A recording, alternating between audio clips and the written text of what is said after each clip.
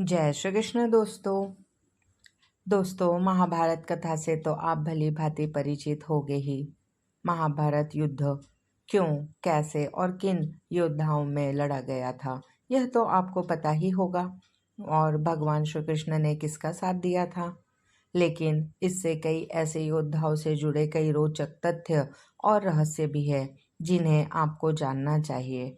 ऐसे ही एक कथा अभिमन्यु से भी जुड़ी है।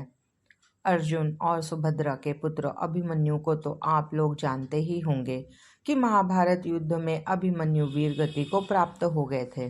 लेकिन बहुत से लोगों के मन में यह प्रश्न अवश्य होता होगा कि आखिर सर्वशक्तिमान श्री कृष्ण ने अपनी ही बहन सुभद्रा के पुत्र अभिमन्यु को क्यों नहीं बचाया, जबकि कृष्ण, अर्जुन और पांचों पांडवों के युद्ध के अंत तक रक्षा कवच बने रहे थे।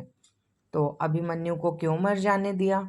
अगर चाहते तो लीलाधारी भगवान श्री कृष्ण अपने सुदर्शन चक्र भेज अभिमन्यु को चक्रव्यूह से बाहर ले आते और अभिमन्यु का वध नहीं हो पाता, परंतु श्री कृष्ण ने ऐसा नहीं किया।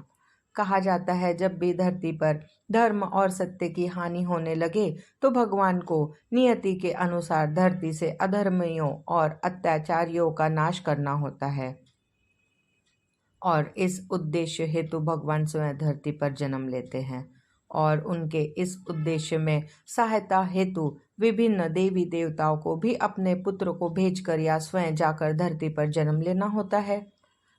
ऐसा ही जब द्वापर युग में भगवान विष्णु ने श्री कृष्ण के अवतार में जन्म लिया था, तब ब्रह्मा जी ने और सभी देवी देवताओं को भी श्री कृष्ण की सहायता हेतु धरती पर जन्म लेने का आदेश दिया गया। किसने किया था ब्रह्मा जी के आदेश का विरोध।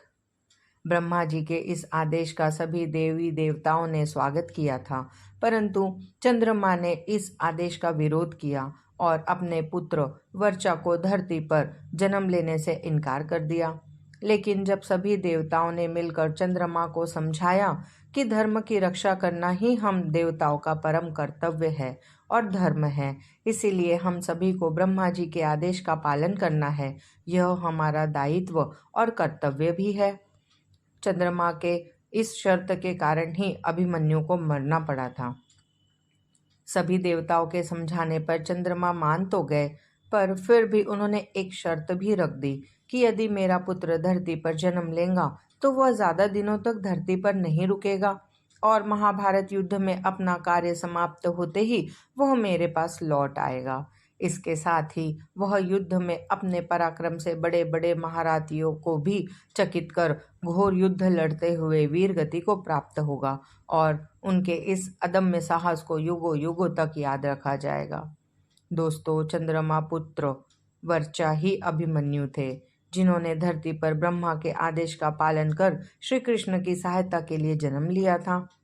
चंद्रमा के शर्त के अनुसार ही श्री कृष्ण ने अभिमन्यु की नियति में दखल नहीं दिया और अभिमन्यु महाभारत युद्ध में वीर गति को प्राप्त हो अपने पिता चंद्रमा के पास चले गए। जय श्री कृष्ण दोस्तों।